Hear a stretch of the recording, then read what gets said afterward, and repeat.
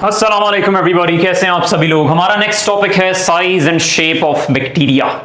अब इसमें एक बात याद रखिएगा कि क्रैमिंग बहुत ज़्यादा है क्योंकि आपने डिफरेंट बैक्टीरियाज के साइजेस को जो है वो याद करना है। अगर हम बात करें इकोलाई बैक्टीरिया की तो उसकी डायमेंशंस तो बहुत ही ज़्यादा इंपॉर्टेंट हैं और एक बड़ा लार्जेस्ट बैक्टीरिया आपको मैं भी दिखाऊंगा जिसका एक प्रिंटेड हाइफन के जितना जो है वो साइज मेंशन किया जाता है, उसको भी हमने देखना है कि उसके साइज को हम रिलेट करते रहें।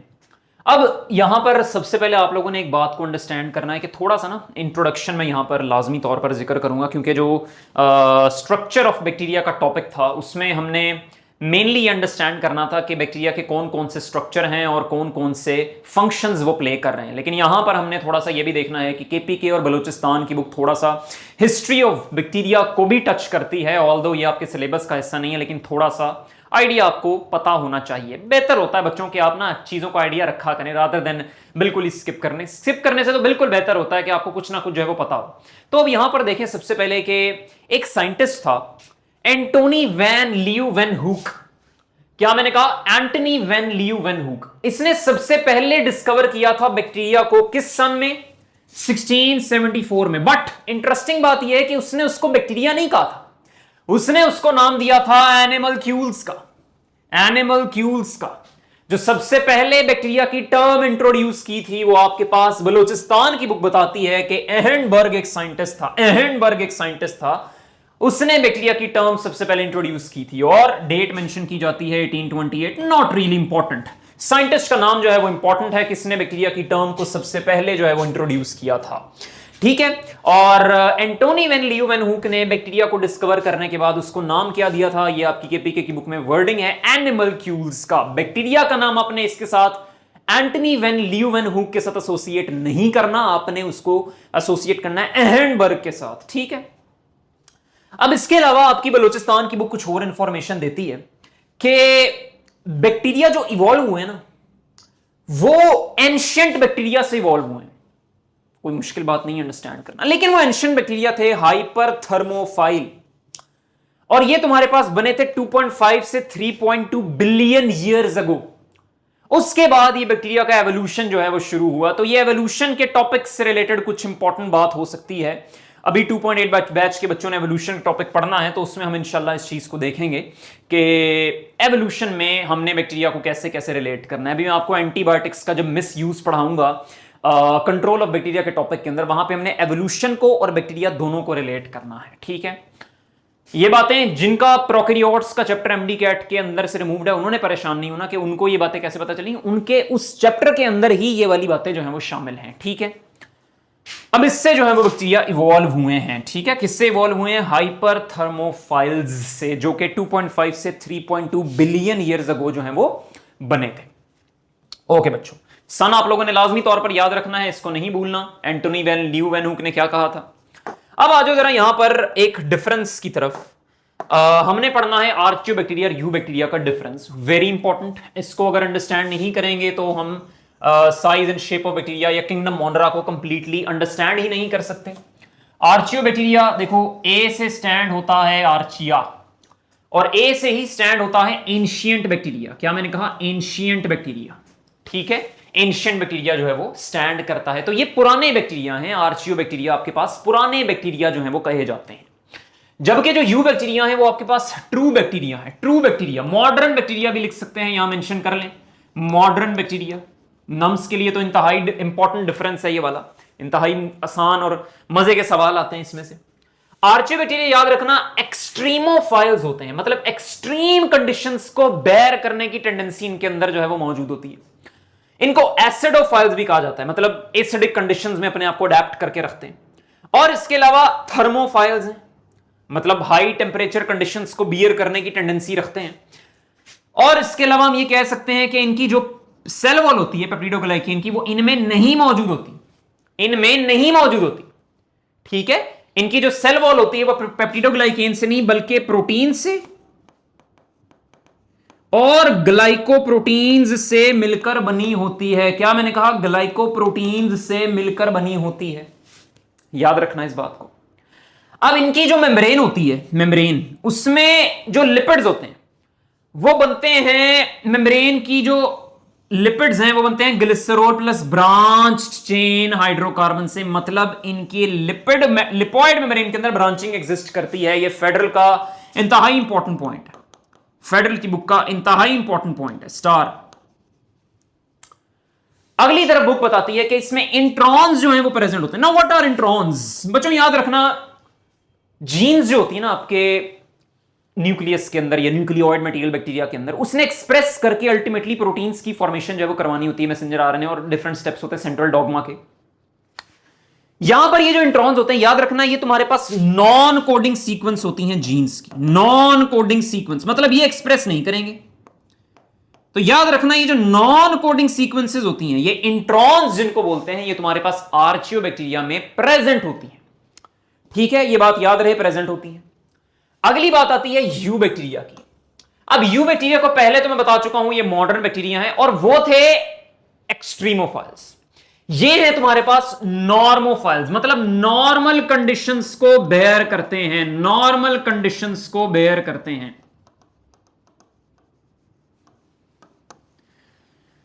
और नॉर्मल पीएच रेंज पर एग्जिस्ट करते हैं। इसकी तरह एसिडोफाइल्स नहीं होते कि एक्सट्रीम एसिडिक पीएच पर रहना जो है वो प्रेफर करते हैं, नॉर्मल पीएच रेंज पर एग्जिस्ट करते हैं। और इसके अलावा नॉर्मल टेंपरेचर पर भी एग्जिस्ट करते हैं। इनकी तरह थर्मोफाइल्स नहीं होते या एक्सट्रीमोफाइल्स नहीं होते कि एक्सट्रीम कंडीशंस को बेयर करें, नॉर्मल कंडीशंस को बेयर करते हैं। और इनमें पेप्टिडोग्लाइकेन सेल वॉल जो है वो बच्चों याद रखना है मौजूद होती है। क्या मैंने कहा? मौजूद जो है वो होती है, इनमें नहीं थी। और इनकी जो सेल वॉल बनी थी वो प्रोटीन्स और ग्लाइकोप्रोटीन्स से बनी थी, प्रोटीन्स से और ग्लाइकोप्रोटीन्स से बनी थी।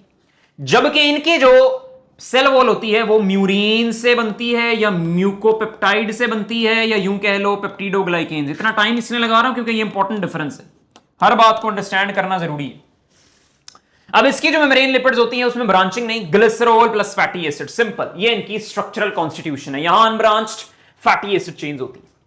और यहां पर हमने पढ़ा कि नॉन कोडिंग सीक्वेंसेस जो हैं वो प्रेजेंट होती हैं, बट यहां पर जो नॉन कोडिंग सीक्वेंसेस हैं इंट्रॉन्स, वो यू बैक्टीरिया या मॉडर्न बैक्टीरिया के अंदर, मॉडर्न में नहीं पाई जाती, नहीं पाई जाती।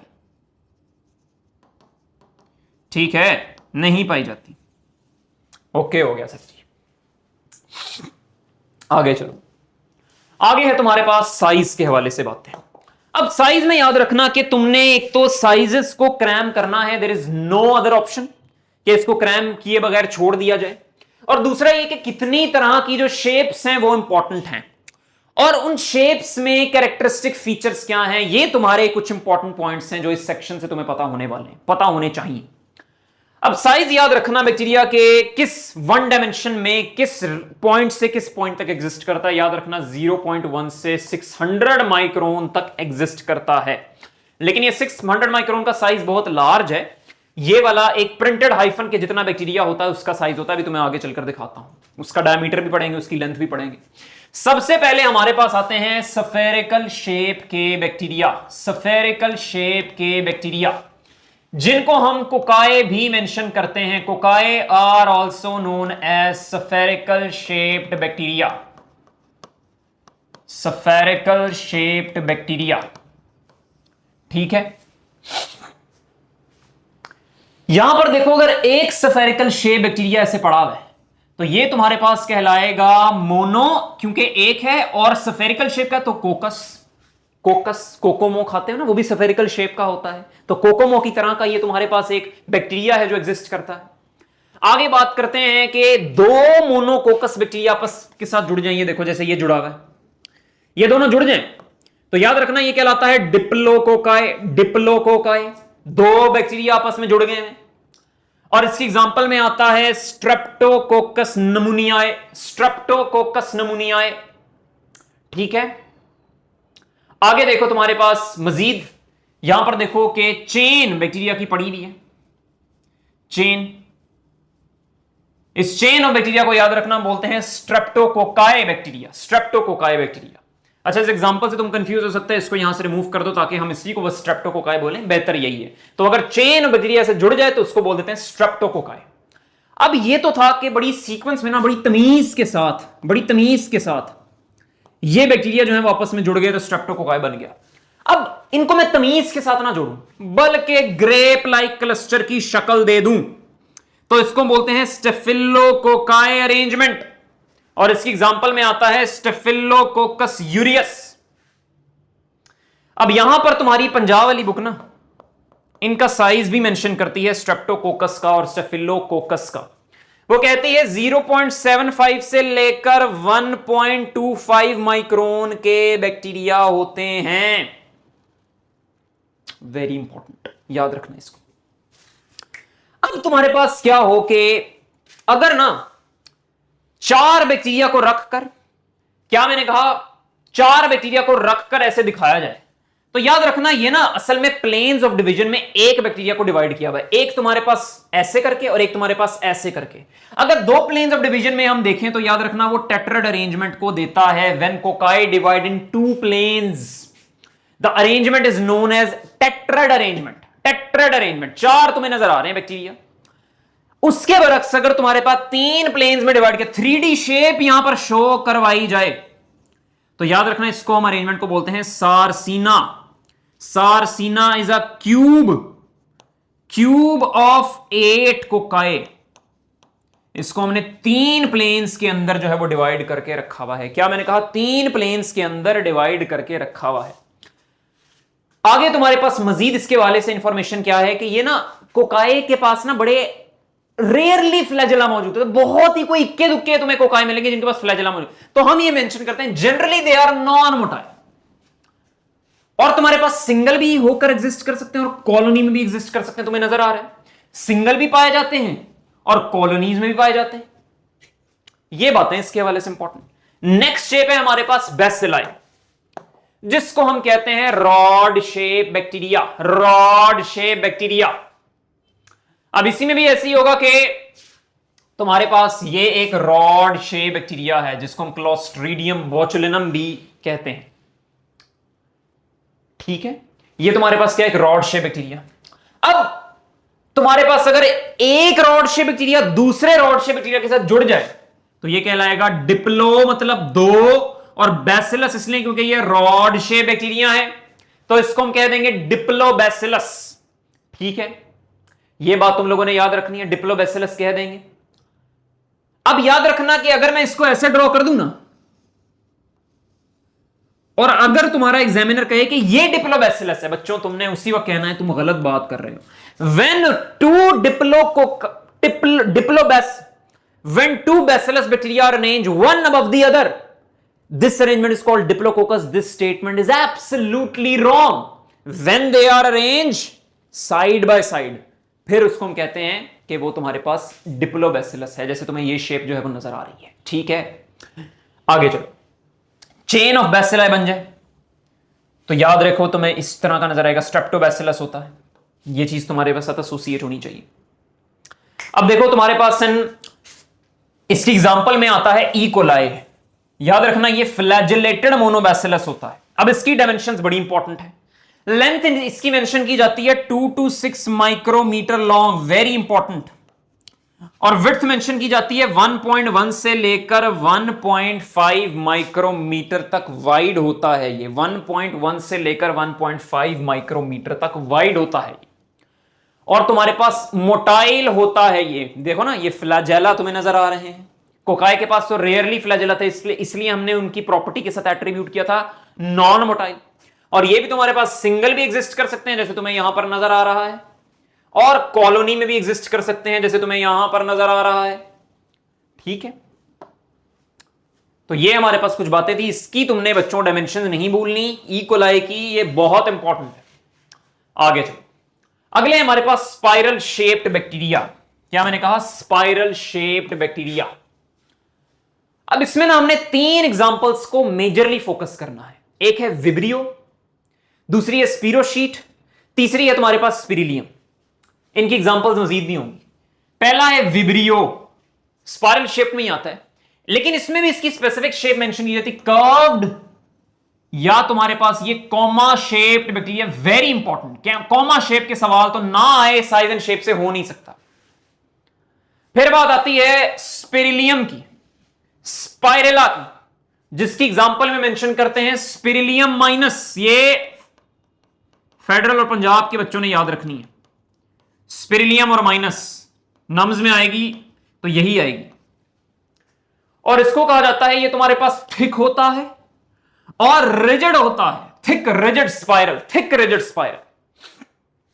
नंबर 3 पर है हमारे पास स्पाइरोशीट, जिसकी एग्जांपल में हमारे पास आता है Treponema pallidum. Treponema pallidum is a spiral shape bacteria और इसका साइज मेंशन करती है पंजाब वाली बुक, होता है 500 माइक्रोन। 500 माइक्रोन। और ये तुम्हारे पास थिन होता है और फ्लेक्सिबल होता है। तो अभी तक बच्चों तुम लोगों ने एक चीज माइंड में रखनी है कि हमने यहां पर सबसे पहले देखा है स्ट्रेप्टोकोकस और स्टेफिलोकोकस का साइज जो होता है 0.75 से लेकर 1.25 माइक्रोमीटर का। और तुम्हारे पास जो इसका साइज हमने देखा कि बैक्टीरिया का रेंज किस साइज से लेकर किस साइज तक करता है, 0.1 से लेकर 600 माइक्रोमीटर का। फिर हमने कहा कि इकोलाई का साइज हमारे लिए बहुत इंपॉर्टेंट है, जिसमें उसकी लेंथ मेंशन की जाती है 2.2 से लेकर 6 माइक्रोमीटर लॉन्ग, और उसकी जो विड्थ मेंशन की जाती है वो की जाती है 1.1 से लेकर 1.5 माइक्रोमीटर वाइड। और तुम्हारे पास यहां पर हमने स्पिरोशीट का भी साइज देखा जो होता है 500 माइक्रोन का। अब यहां पर आती है बलूचिस्तान की बुक। वो कहती है कुछ बातें तो सुनो। हम कहते हैं सुनाओ, क्या सुनाना चाहते हो? वो हमें यह बताती है कि तुमने एक बात याद रखनी है कि इन स्पाइरल शेप्ड बैक्टीरिया को ना हम कॉर्कस्क्रू शेप्ड के बैक्टीरिया भी कहते हैं। Corkscrew shape bacteria.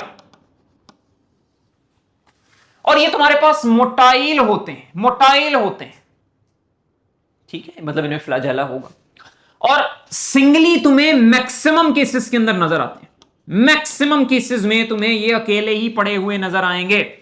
जैसे ये अकेला है, ये बेचारा अकेला है, लोनली लोनली नजर आएंगे, लोनली लोनली।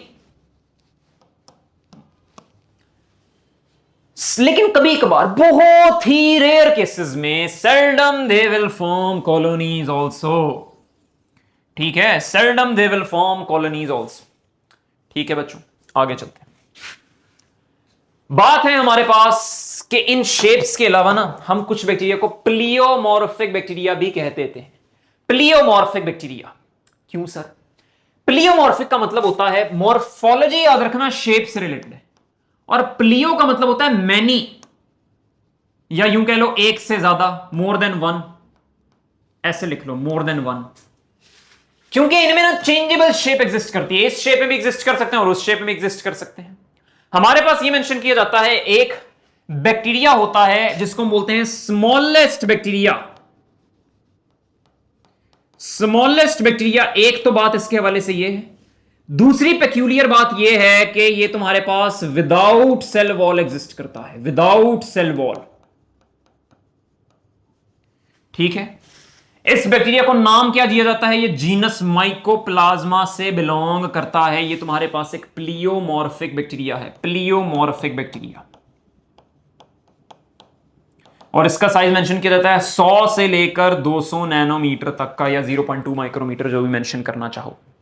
सेल वॉल इसमें नहीं होती। एक और बैक्टीरिया होता है हेलिकोबैक्टर पाइलोरी। ये तुम्हारे पास फेडरल की बुक बताती है, ये भी एक प्लियोमॉर्फिक बैक्टीरिया है। ये तुम्हारे पास हेलिक्स शेप में भी एग्जिस्ट कर सकता है और स्फेरिकल शेप में भी एग्जिस्ट कर सकता है। तो ये तुम्हारे पास इनकी डिफरेंट शेप्स हैं। और ये तुम्हारे पास उन तीन के अलावा जो है वो बैक्टीरिया होते हैं जो एक से ज्यादा शेप्स में एट अ टाइम एग्जिस्ट कर सकते हैं। आगे चलो, एक बैक्टीरिया हमारे पास लिखा जाता है कि अपुलोपिशियम फिश लसूनी। मेंशन किया जाता है कि ये ना लार्जेस्ट बैक्टीरिया होता है। लार्जेस्ट बैक्टीरिया क्यों सर, कैसे? इसकी डायमेंशन से ये बात हमें पता चलती है। सर कितनी डायमेंशन है?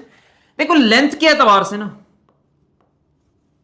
इसकी लेंथ मेंशन की जाती है 600 माइक्रोमीटर की, और इसकी विड्थ मेंशन की जाती है जो यहां से गायब हो गई है 80 माइक्रोमीटर की। 80 माइक्रोमीटर की, वेरी इंपॉर्टेंट। और ये पाया कहां जाता है? Intestine of brown surgeon fish, Acanthurus nigrofuscus, उससे ये दरियाफ्त हुआ। और इसका साइज मेंशन किया जाता है, it is a size of approximately the size of rotten hyphae. इतना बड़ा बैक्टीरिया होता है। तो अगर तुमसे पूछा जाए लार्जेस्ट बैक्टीरिया कौन सा है, तो तुमने इस बैक्टीरिया का नाम दे देना है जो कि है अपुलोपिशियम फिश लसूनी, ठीक है, लसन से याद रखना। अब आ जाता है कि एक्सेप्शंस क्या हैं। ये तुम्हारे पास पंजाब वाली बुक में दी जाती है कि exceptions to spherical, rod shaped और स्पाइरल शेप बैक्टीरिया। बैक्टीरिया इन शेप्स के भी हो सकते हैं। ये सिर्फ शेप्स के तुमने नाम जरा जहन नशीन कर लेना, इसकी एग्जांपल्स नहीं है। Trichome forming bacteria, sheathed bacteria, stalked bacteria, square shape bacteria, star shape bacteria, lobed bacteria, filamentous bacteria. बाकी नीचे ये तुम्हारी फेडरल की बुक की लाइन मैंने लिख दी है, जो कि मैंने तुम्हें पहले ही बता दी है, ठीक है। तो ये तुम्हारे पास मजीद कुछ शेप्स हैं। इसमें स्टार शेप पूछी जा सकती है, स्क्वायर शेप का जिक्र आ सकता है, स्टॉक्ड का पूछा जा सकता है, फिलामेंटस का पूछा जा सकता है, क्योंकि फिलामेंटस हम सायानोबैक्टीरिया में ना उसके 9 स्टॉक से रिलेटेड बात करते हैं, ठीक है सर। अब आओ इसके पास पेपर्स की तरफ। When the division of cells is in 3 planes, the arrangement is known as, मतलब 3D शेप कोई एग्जिस्ट करती है, 3D शेप। अब देखो इसमें उसने मेंशन ही क्या किस शेप की बात कर रहा है, कोकाई की, बेसिलाई की, स्पाइरल शेप बैक्टीरिया की। But you should be smart enough to know कि हम यहां पर अगर डिवीजन की 3 प्लेन्स में बात कर रहे हैं, डिवीजन की 3 प्लेन्स में बात कर रहे हैं, तो इसमें इंपॉर्टेंट चीज जो अंडरस्टैंड करने वाली वो ये है कि तुम ऑप्शंस को देखो, सारा ही स्फेरिकल शेप बैक्टीरिया से दे रखा है। मतलब तुमने स्फेरिकल शेप बैक्टीरिया में से ही जो 3 प्लेन्स में डिवाइड करता है सेल्स को, उसको ऑप्ट कर लेना है। डिप्लोकोकस तो ऐसा होता है, ये तो कोई 3 प्लेन नहीं है। सारसीना तुम्हारे पास क्यूब होता है, 8 कोकाई का, 4 सामने 4 पीछे, तो तुम्हारे पास सारसीना बिल्कुल 3 डायमेंशनल अरेंजमेंट होती है। ऐसी अरेंजमेंट मेंशन की जाती है, 1 डायमेंशन, 2 डायमेंशन और 3 डायमेंशन, ये ऐसे करके निकल रही होती है, लेकिन इसको हम प्लेन में ऐसे ही ड्रॉ कर सकते हैं। और तुम्हारे पास स्ट्रेप्टोकोकस नहीं है, ये चेन होती है। स्टेफिलोकोकस ग्रेप लाइक क्लस्टर होता है, तो बीटा के साथ जाएंगे। ये यूएचएस का 2013 का सवाल है। In which of the following shapes gut living symbiont Escherichia coli is found? तो Escherichia coli एक बैसिलस शेप बैक्टीरिया होता है। इसकी dimensions very important, length mention की जाती है इसकी, पहले रॉड शेप बैक्टीरिया से ड्रॉ करो, 2 to 6 माइक्रोन लॉन्ग और 1.1 से लेकर 1.5 माइक्रोन विड्थ होती है इसकी। ये चीज तुम लोगों ने याद रखनी। अब ये गट लिविंग भी होता है, ये एक बात तुम्हें मजीद इंफॉर्मेशन के तौर पर लिखी। और इसकी शेप क्या होती है, राउंड गलत है, ओवल गलत है, स्पाइरल तो बिल्कुल ही गलत है, रॉड शेप्ड बिल्कुल ठीक बात है, इसको जो है वो ऑप्ट कर लेंगे, ठीक है। आगे चलो। The shape of cocci bacteria is, cocci bacteria की शेप क्या होती है, स्फेरिकल बिल्कुल ठीक है, स्प्रिंग होती है गलत है, रॉड होती है गलत है, स्क्रू ये तो हम स्पाइरल बैक्टीरिया के लिए मेंशन करते हैं, ये बलूचिस्तान की बुक बताती है। कॉमा शेप बैक्टीरिया, ये भी स्पाइरल शेप बैक्टीरिया की, विब्रियो कॉलेराई की जो है वो शेप मेंशन की जाती है, विब्रियो कॉलेराई की, ठीक है। आगे चलो। Which of the following are spiral shaped bacteria, कौन से स्पाइरल शेप बैक्टीरिया, यूएचएस का 2008 का सवाल है, इसको अंडरलाइन करो। ये तो तुम्हारे पास स्फेरिकल है, बेसिलाई तुम्हारे पास रॉड शेप्ड है, सूडोमोनास भी रॉड शेप्ड है, विब्रियो जो है वो तुम्हारे पास स्पाइरल शेप बैक्टीरिया है, ये बिल्कुल ठीक बात। आगे चलो। Spiral shape bacteria with rigid bodies are called, interesting question. मतलब तुमने स्पाइरल शेप बैक्टीरिया को आइडेंटिफाई करना है जिसकी रिजिड बॉडीज हो। तो हमने मेंशन किया था स्पीरोशीट जो होते हैं वो थिन होते हैं और फ्लेक्सिबल होते हैं, और स्पिरिला जो होते हैं या स्पिरिलियम माइनस जो होता है वो थिक रिजिड स्पाइरल होता है, थिक होता है और रिजिड होता है। तो ये वाली बात जो है वो गलत हो जाएगी। ऑल दो स्पाइरल शेप तो है, लेकिन वो अगली कंडीशन जो है वो सेटिस्फाई नहीं हो रही। इस पे दोनों कंडीशन सेटिस्फाई हो रही, बिल्कुल ठीक है। विब्रियोस के साथ हम ये वाली एसोसिएटेड कंडीशन नहीं मेंशन करते, और दो स्पाइरल शेप है, और कोकाई भी यहां गलत है। ये तो बिल्कुल ही गलत है ना, क्योंकि ये तो स्फेरिकल शेप बैक्टीरिया होता है, ठीक है। इसकी डीपीपी लाजमी अटेम्प्ट करना, आपको हेल्प करेगी काफी। Lack of rigid cell wall in certain bacteria results in irregular and variable shapes under the microscope. These bacteria are often associated with a typical pneumonia. The most likely group being referred to is, okay. बात यहां पर यह है, lack है rigid cell wall का, there is lack of a rigid cell wall, और it results in irregular and variable shapes. मतलब ये कोई प्लियोमॉर्फिक बैक्टीरिया की बात कर रहा है, प्लियोमॉर्फिक। तो प्लियोमॉर्फिक हमने दो ही पढ़े हैं, एक तुम्हारे पास था माइकोप्लाज्मा और एक तुम्हारे पास था हेलिकोबैक्टर पेलोरी। हेलिको ऐसे लिख रहा हूं, बैक्टर पाइलोरी। अब इसमें इन दोनों में से कैसे आइडेंटिफाई, उसने स्टेटमेंट के शुरू में कहा है रिजिड सेल वॉल की लैकिंग है इसके अंदर, तो ये तुम्हारे पास है माइकोप्लाज्मा। नमूनिया भी कॉज कर रहा है। विब्रियो स्पीशीज गलत है, बैसिलाई स्पीशीज गलत है, माइकोप्लाज्मा स्पीशीज बिल्कुल ठीक बात है, और स्पिरिलियम स्पीशीज बिल्कुल गलत है। तो चार्ली के साथ जाएंगे, ठीक है। आगे चलो। Two bacterial species are observed, one has a spherical shape, note कर लो इसे। एक के पास क्या है, स्फेरिकल शेप है, एंड द अदर है स्पाइरल फ्लेक्सिबल शेप। स्पाइरल है और फ्लेक्सिबल है, ये बड़ा इंपॉर्टेंट है point. Which of the following correctly matches the bacterial types to their morphological names? अच्छा, तो एक के पास है स्फेरिकल, तो स्फेरिकल वाला क्या स्पिरिलियम होगा, ये तो यहीं से गलत हो गया, यहां पर होना चाहिए था कोकाए या कोकस। बीटा देखो स्फेरिकल कोकस है, ठीक लग रहा है। स्पाइरल जो है वो स्पिरिलियम है। अच्छा देखो, इसको देखने के लिए स्पाइरल तो है, ये फ्लेक्सिबल शेप कह रहा है, लेकिन स्पिरिलियम तो रिजिड होता है, रिजिड होता है, तो ये ऑप्शन यहां से गलत हो गया। ये हार्ड टाइप का सवाल है, याद रखना, ये बड़ा अच्छा डिस्ट्रक्टर क्वेश्चन बना। स्फेरिकल बैसिलस, ये तो यहीं से गलत हो गया, तो नारा तकबीर बुलंद कर दो, डेल्टा ही सही है। स्फेरिकल कोकस, स्पाइरल, स्पिरोशीट बिल्कुल ठीक है।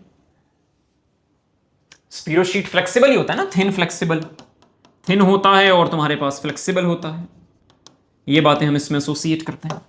अब आगे हमारे पास टॉपिक होने वाला है importance and control of bacteria, उसको पढ़ते हैं, शुरू करते हैं सुबह इंशाल्लाह। नेक्स्ट लेक्चर के अंदर आप इंशाल्लाह इस चीज को जरा समझेंगे, जो भी हमने पढ़ी है इसमें कोई कंफ्यूजन वगैरह हो उसको डिस्कस करना है। जितना पढ़ा दिया है काफी है साइज एंड शेप के हवाले से, इंशाल्लाह इससे बाहर से सवाल जो है वो नहीं बनेगा। तो पढ़ाई करते रहें, ऑल द वेरी बेस्ट।